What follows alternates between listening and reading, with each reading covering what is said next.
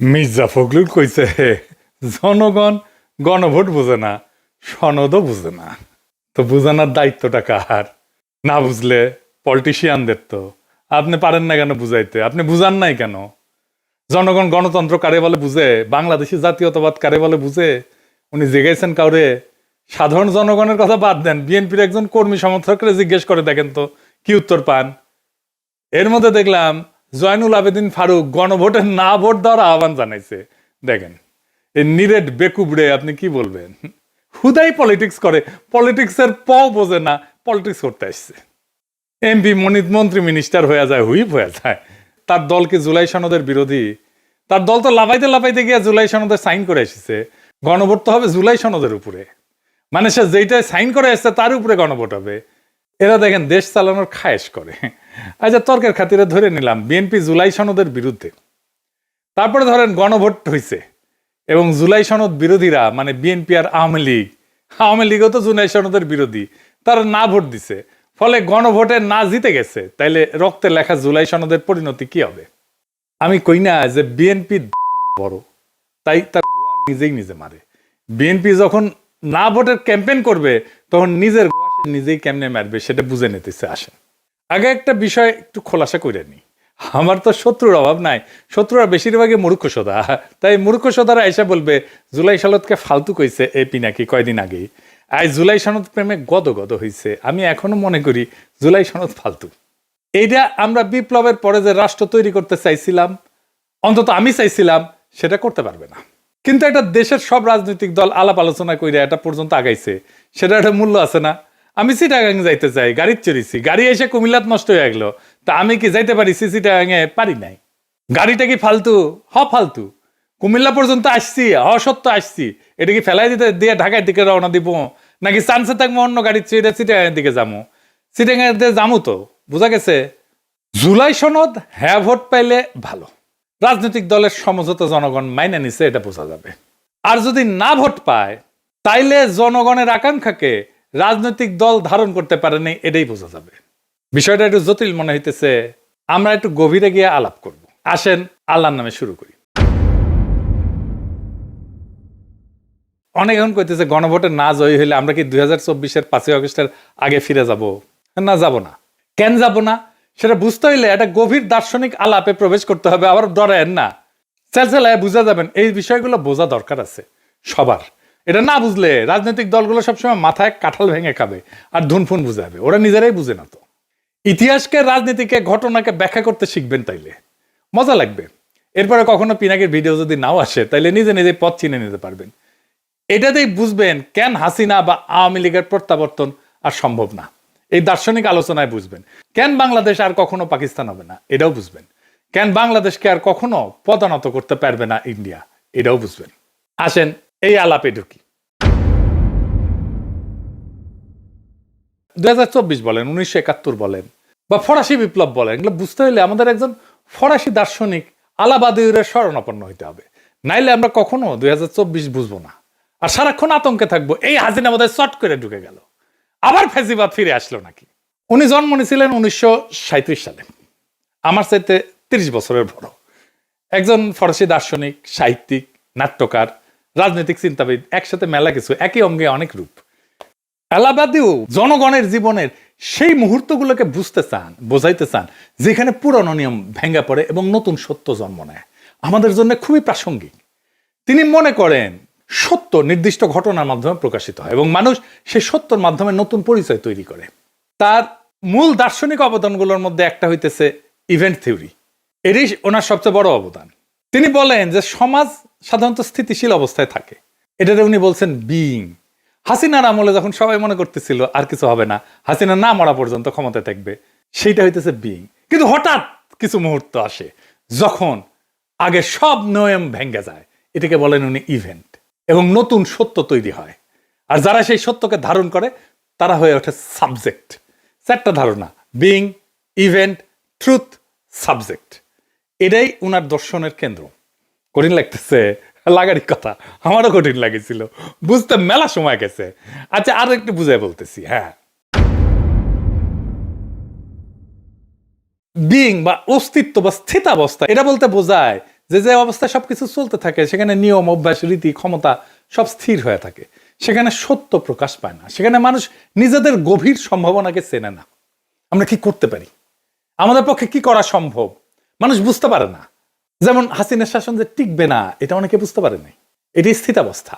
এটা যারা দেখতে পারে, যারা বলে হাসিনা টিকবে না, তারা তাদেরকে উপহাস করছে। এইটাকে স্বাভাবিক চলমান অবস্থা বলে, যেখানে পৃথিবী যেমন আছে তেমনই থাকবে।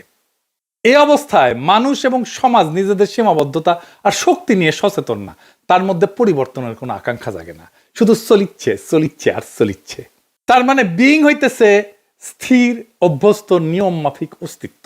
এখন অনেকে কয় না যে পিনাকি দেশটাকে অস্থিতিশীল রাখতে চায়, এরা হইতেছে সেই স্থিতাবস্থার ফুট সোলজার, যারা চায় বাংলাদেশ আগে যেমন ছিল সেরকমই থাকুক। 2 নম্বরে হইতেছে ইভেন্ট বা বিচ্ছেদ মুহূর্ত। ইভেন্ট হইল যেই মুহূর্ত স্বাভাবিক অবস্থার ভিত ফাটায় চুরমার কইরা দেয়। এই বিইং বা স্বাভাবিক অবস্থা, স্থিতাবস্থা, এটার ভিত একেবারে চুরমার কইরা দেয়, ওইটাকে ভেঙে নতুন সম্ভাবনার দ্বার খুলে দেয়, যার আগমনটা আগের নিয়ম দিয়ে ব্যাখ্যা করা যায় না, যা হঠাৎ সত্যের আবির্ভাব ঘটায়। তাই ইভেন্ট আসলে একটা বিচ্ছেদ, এটাকে উনি বলছেন রাপসার, ভেঙে পড়ে, যেখানে পৃথিবী আগের মতো থাকে না, বাংলাদেশও আগের মতো নাই 2024-এর অগাস্ট বিপ্লবের পরে। এই ইভেন্টে হঠাৎ সত্যের উদ্ভব ঘটায়, পুরানো নিয়ম থেকে বিচ্ছেদ ঘটায়। 2024 সেই ইভেন্ট, সেই রাপসার, সময়ের গর্ভ থেকে চিৎকার করে রক্তস্নাত হয়ে জন্ম নেওয়া নতুন সময়। এরপরে আসে ট্রুথ। এই ট্রুথ মানে সত্য না, এই ট্রুথ হইল ইভেন্ট থেকে জন্ম নেওয়া এক নতুন সম্ভাবনা, এক নতুন নীতি, এক নতুন দিশা, যা সেই স্থিতাবস্থার পুরনো নিয়মকে চ্যালেঞ্জ করে, যা ধীরে ধীরে বাস্তবতাকে পরিবর্তন করতে পারে। তার মানে ট্রুথ একটা পথ, যা ইভেন্টের ভিতর থেকে উঠে আসে এবং ধীরে ধীরে পৃথিবীকে নতুনভাবে প্রকাশ করে। ট্রুথ হইতেছে ইভেন্ট থেকে জন্ম নেওয়া এক নতুন সম্ভাবনার পথ। এরপরে আসে সাবজেক্ট। সাবজেক্ট হইতেছে সেই ট্রুথ বা সেই সত্যের ধারক, মানুষ, জনতা। বাদিউ বলেন যে মানুষ জন্মগতভাবে সাবজেক্ট না, সাবজেক্ট হয়ে উঠতে হয়। ইভেন্টের সত্যকে গ্রহণ কইরা ট্রুথের প্রতি বিশ্বস্ত থেকে নতুন পথকে রক্ষা এবং এগিয়ে নিয়ে পুরনো বিইং এ ফিরে না যাওয়াটাই হইতেছে সাবজেক্টের কাজ। এই সাবজেক্ট ট্রুথের বাহক, বাংলাদেশের মানুষ এই সাবজেক্ট। এখন তার ভিতরে একটা নতুন চেতনার উন্মেষ হইছে ইভেন্টের ফলে, তার ভেতরে একটা সত্য জায়গা উঠছে, সে জিনিসের সম্ভাবনা জানে, সে এই ইভেন্টের বিপ্লবের সত্যকে ধারণ করে এবং তার ভিতর দিয়ে নতুন বাস্তবতা তৈরি করার চেষ্টা করে। সাবজেক্ট সবসময় ইভেন্টের সত্যকে নিজের দায়িত্ব হিসেবে গ্রহণ করে। 4টা ধারণা সম্পর্কে আবারও এডিটর সাহেব পাশে লিখে দেন। অস্তিত্ব বা বিইং, যে অবস্থায় আমরা চুপচাপ চলি। 2 নাম্বার ইভেন্ট, যা সেই অবস্থায় ফাটল ধরায়, রাপচার ঘটায়, ভেঙ্গে ফেলে, যা বিপ্লব 2024-এর। ট্রুথ, যে নতুন দিশা সেই রাপচার থেকে, ইভেন্ট থেকে জন্মায়। সাবজেক্ট, যে মানুষ সেই নতুন দিশাকে ধারণ করে এগায় যায়। এক বাক্যে যদি বুঝায় বলি, অস্তিত্বের নীরব স্থবিরতার মধ্যে হঠাৎ ঘটে যাওয়া বিপ্লব থেকে যে নতুন সত্য জন্ম নেয় এবং যে জনগোষ্ঠী সেই সত্যের প্রতি বিশ্বস্ত থাকে, সেই পরিণত হয় সাবজেক্টে। তাহলে জুলাই সনদের নৈতিক ভিত্তি কি, ইভেন্ট নাকি ভোট? বাংলাদেশ একটা নতুন কালপর্বে প্রবেশ করছে, সেখানে জুলাই সনদ উত্থিত হয়েছে বিপ্লব থেকে, ইভেন্ট থেকে। তাই জুলাই সনদ গণভোটে হাইরা গেলেও তার বৈধতা হারায় না। জুলাই সনদ হইতেছে জনগণের উত্থানে জন্ম নেওয়া নতুন ভিত্তিনীতি। এটা ভোটে জেতা দিয়ে তৈরি হয় না। এই ভিত্তিনীতি তৈরি হয় ঐতিহাসিক ঘটনাবলী, উত্থান, জনক্ষমতা, সামাজিক রূপান্তর এবং সম্মিলিত দাবির ভিত্তিতে। বিএনপি বলে না সংসদে যে সবকিছু ঠিক করব, ভোটে সবকিছু ঠিক হবে না। ভিত্তিনীতি তৈরি হয় বিপ্লবে, অভ্যুত্থানে, জনগণের আকাঙ্ক্ষায়, গণ আকাঙ্ক্ষায়, ভোটে না। জুলাই সনদ ঐতিহাসিকভাবে জন্ম নেওয়া নতুন ভিত্তি চুক্তি। ভোট তার বৈধতা বাড়াইতে পারে বা কমাইতে পারে, কিন্তু বাতিল করতে পারে না। জুলাই সনদ কোনো দলীয় প্রতিশ্রুতি না যে ভোটে হারলে বাতিল হয়ে যাবে। এটা হইল বর্ষা বিপ্লবের রাজনৈতিক ফল, জনসম্মতির উপরে লেখা দলিল, 25টা রাজনৈতিক শক্তির সই করা কাঠামো, ইতিহাসে জন্ম নেওয়া নতুন ভিত্তি। এইটা এক্সট্রা কনস্টিটিউশনাল সত্য মুহূর্ত। এইগুলোর কারণে জুলাই সনদ একটা ভিত্তিনীতি অস্থায়ী হইতে পারে, এটা গণভোটে স্থায়ী হবে। আর যদি গণভোটে না ভোট পায়, তারপরেও একটা নতুন সত্য উত্থিত হবে, সেটা আমরা আসব। এইবার আসেন আর একটা বিষয় দিয়ে আর একটু এটা বুঝে দেখি। আরেকজন দার্শনিকের আলোচনা একটু বুঝে দেখবো। এখন কইবে আমার ক্ষুদ্র ভাতার বগিনা আজকে দর্শন দিয়ে একেবারে মাগামাগি করে ফেলছে, মাথার উপর দিয়ে যাইতেছে না, মাথার উপর দিয়ে। আমি জানি অনেকেই বুঝতেছেন। আসেন আর একটা বিষয় বুঝে দেখি, সেটা বৈধতা, জনবৈধতা। ভোট নিয়ে চিল্লাইতেছে না বিএনপি, এইটার বিরুদ্ধে তো তত্ত্ব দাঁড় করাইতে হবে, দার্শনিক বোঝাপড়া পরিষ্কার করতে হবে। আসেন সেটা বুঝে দেখি। কার্ল স্মিথ বলে একজন জার্মান দার্শনিক ছিলেন। ওনার সবচেয়ে বিখ্যাত ধারণা বা বিখ্যাত উক্তি হইতেছে, sovereign is he who decide the exception. ইংরেজি যেহেতু কইছে ঠিকই কইছে, তাই না? মানে যে ক্ষমতা সংকট পরিস্থিতিতে, মানে এক্সেপশন বলতে উনি সংকট পরিস্থিতি বলছে, তাই বলতেছেন উনি যে ক্ষমতা সংকট পরিস্থিতিতে চূড়ান্ত সিদ্ধান্ত নেয় সেটাই প্রকৃত সার্বভৌম ক্ষমতা। আর একটু বুঝে দেখি, খুব চমৎকার একটা বিষয়। কিন্তু সংবিধান ভেতরে নিয়ম সাধারণ সময় চলে, কিন্তু সংকট এলে সংবিধান কাজ করে না, নিয়ম কাজ করে না, সিদ্ধান্তই রাজনীতিকে নির্ধারণ করে। সেই সংকটময় মুহূর্তে নেওয়া সিদ্ধান্তই সংবিধানের গভীর দুর্বলতা এবং সীমা উন্মোচিত করে। এটাই স্মিথের ডিসিশনিজম বা সিদ্ধান্তমূলক তত্ত্ব। তাই যদি না ভোট পড়ে, তাইলে স্মিথের সেই ডিসিশনের মতোই সংবিধানের ভেতরে থাকা লুকানো দুর্বলতা, সীমা, দ্বন্দ্ব প্রকাশ করে দেবে। এটাকে বলা যেতে পারে সংবিধান যে ভুয়া সেটা উন্মোচন করে দেবে। এই সংবিধানের ভুয়াত্ব সাধারণ সময় ঢাকা থাকে, না জিতলে সংবিধানের সেই অমীমাংসিত বিরোধগুলো উপরে উঠে আসবে, তার ভুয়াত্বগুলো উন্মোচিত হয়ে যাবে। কোন দ্বন্দ্বটা সামনে আসবে? জনগণ বনাম দলীয় এলিট, কনস্টিটিউয়েন্ট পাওয়ার বনাম কনস্টিটিউয়েট পাওয়ার, মানে জনসার্বভৌমত্ব বনাম দলীয় আধিপত্য, অতীতের সেন্ট্রালাইজ রাষ্ট্র বনাম জুলাই উত্থানের দাবি করা নতুন কাঠামো, সংবিধানের পুরনো ভাষা বনাম রাজনৈতিক বাস্তবতা। সংবিধান সাধারণ সময়কে নিজেকে সম্পূর্ণ দেখাইলেও স্মিথের মতে সংকটে তার আসল দুর্বলতা প্রকাশ পায়। আমাদের প্রিয় সলিমুল্লাহ খানের প্রিয় দার্শনিক আছে লাকা, উনি একটা কথা বলেন, জুইসাস বাংলায় সরাসরি মানে হইতেছে স্বাধীন, তীব্র, অপ্রতিরোধ আকাঙ্ক্ষা, নিজের অস্তিত্বের পরিপূর্ণতা নিষিদ্ধ বা দমন করা আনন্দ, ইচ্ছার মুক্তি, অতি নিয়ন্ত্রণের বিরুদ্ধে স্বাধীনতার বিস্ফোরণ। রাজনীতিতে জুইসাস বলতে বোঝানো হয় জনগণের নিজস্ব তীব্র ইচ্ছাশক্তি, দমন করা রাজনৈতিক আকাঙ্ক্ষার প্রকাশ, স্বাধীনতার অনুভূতি, রাষ্ট্রশক্তির উপরে নিজেদের নিজস্ব ক্ষমতার দাবি, যা কোনো দল, সংসদ, নিয়ম দিয়ে পুরোপুরি নিয়ন্ত্রণ করা যায় না। না ভোটের যদি জয় হয়, তাহলে জনগণের সেই তীব্র ইচ্ছাশক্তির জয় হবে, জুইসাসের জয় হবে। জনগণ না ভোট দেওয়ার অর্থ হচ্ছে আমি তোমার ঐক্যমত কমিশনে বসে লেখা সংস্কার কমিশন দিনা, অর্থাৎ জনগণ নিজেরাই সিদ্ধান্তের উৎস। জনগণের আকাঙ্ক্ষা আর দলীয় বোঝাপড়া এটা পৃথক।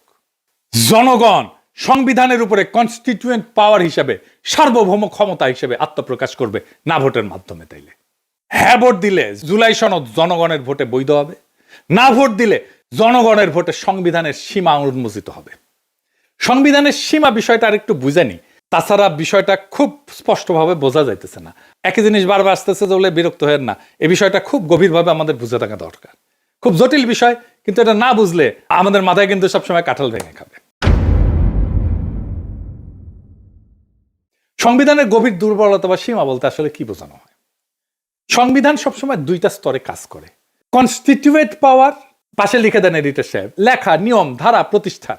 আর কনস্টিটিউয়েন্ট পাওয়ার, জনগণের মূল সার্বভৌম ক্ষমতা। সংবিধানের দুর্বলতা তখনই প্রকাশ পায় যখন লেখা নিয়ম বা কনস্টিটিউয়েন্ট পাওয়ার, যেটা জনগণের আসল ইচ্ছা বা সার্বভৌম ক্ষমতাকে ধরে রাখতে পারে না। মানে হইতেছে আমরা জনগণ যেটা পাই সেটাই সার্বভৌম ক্ষমতা, কনস্টিটিউয়েন্ট পাওয়ার। আর কনস্টিটিউয়েন্ট পাওয়ার সেটা হইতেছে এই জনগণের ইচ্ছা থেকে যেই ক্ষমতা সংবিধানের মাধ্যমে লিখিত হয়। বোঝা গেছে? আমার ইচ্ছাটা হচ্ছে সার্বভৌম ক্ষমতা, লেখালেখিটা হচ্ছে কনস্টিটিউয়েন্ট পাওয়ার। তার মানে সংবিধান যখন আমার জনগণের সার্বভৌম ইচ্ছাকে ধারণ করতে পারে না, ওখানে যেটা লেখা আছে আর জনগণের যেটা সার্বভৌম ইচ্ছা, সেই দুটো এক না, তখনই এই ফাটল তৈরি হয়। এটি সীমা। সংবিধান অনেক সময় রাজনৈতিক বাস্তবতা ধরে রাখতে ব্যর্থ হয়। কখন? যখন রাষ্ট্রযন্ত্র বদলায়, জনগণের রাজনৈতিক আকাঙ্ক্ষা বদলায়, আন্দোলন বা বিপ্লব হয়, পুরনো দল, পুরনো রাষ্ট্র কাঠামো যখন ভেঙে পড়ে, নতুন বৈধতা চায় যখন জনগণ, তখন সংবিধানে পুরনো লেখা সেই নতুন বাস্তবতাকে ধারণ করতে পারে না। এই অক্ষমতা একটা গভীর দুর্বলতা সংবিধানের।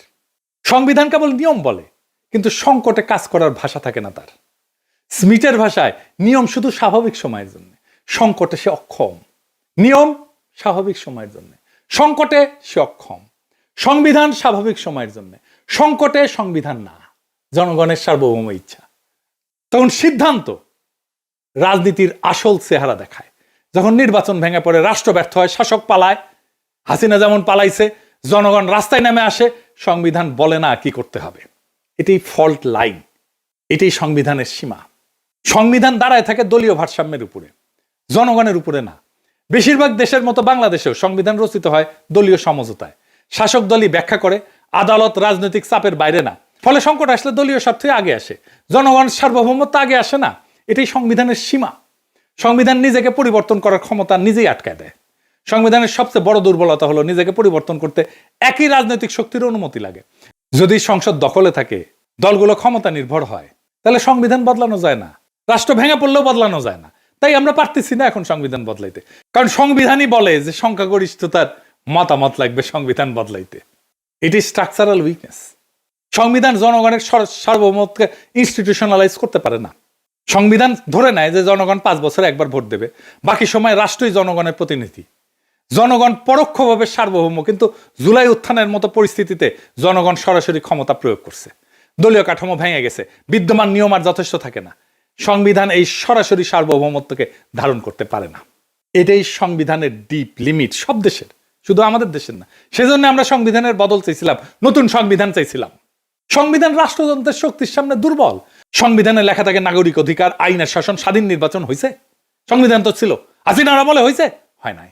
বাস্তবে সেনাবাহিনী, ব্যুরোক্রেসি, গোয়েন্দা সংস্থা, পুলিশ, আদালত, দলীয় আধিপত্য, এগুলো লিখিত সংবিধানের উপরে উঠে যায়। সংবিধান তখন একটা কাগজ হয়ে যায়, রাষ্ট্রযন্ত্রের সামনে দুর্বল। সংবিধান তো আমাদের অধিকারকে রক্ষা করতে পারেনি, সংবিধান তো ফ্যাসিবাদকে আটকাইতে পারেনি।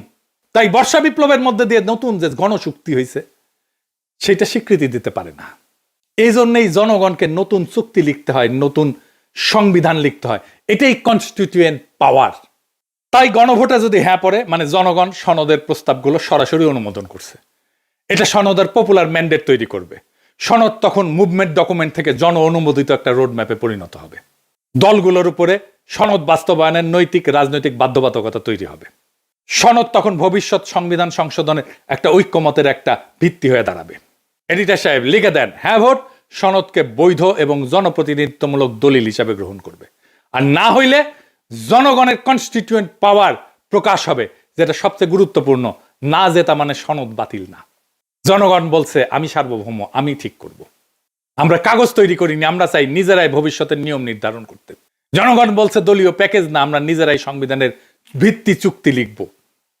এটাই হইল কনস্টিটিউয়েন্ট পাওয়ারের ঘোষণা, যেই ক্ষমতা দিয়া নতুন সংবিধান লেখা হয়। না মানে জনগণ বিদ্যমান সনদকে ছাড়াই যায় নিজেদের হাতে সংবিধান রচনার কাজ হাতে নিতে চায়। তাই হ্যাঁ হোক বা না হোক, কোনো ফলই এই জাতিকে হাসিনার ফ্যাসিবাদের পুরনো অন্ধকারে ফেরত নিয়ে যাবে না। কারণ এই গণভোট দলীয় স্বার্থের খেলা না, এটা জনগণের সার্বভৌম ক্ষমতার ঘোষণা।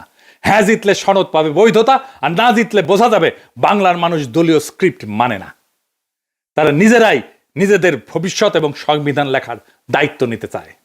গণভোটের ফল যাই হোক, এটা একটাই সত্য প্রকাশ করে, রাষ্ট্র আর দলের না, জনগণের। এটাই বর্ষা বিপ্লবের বিজয়, এটাই ছাত্র জনতার বিপ্লবের বিজয়, এটাই 2024-এর বিপ্লবের বিজয়।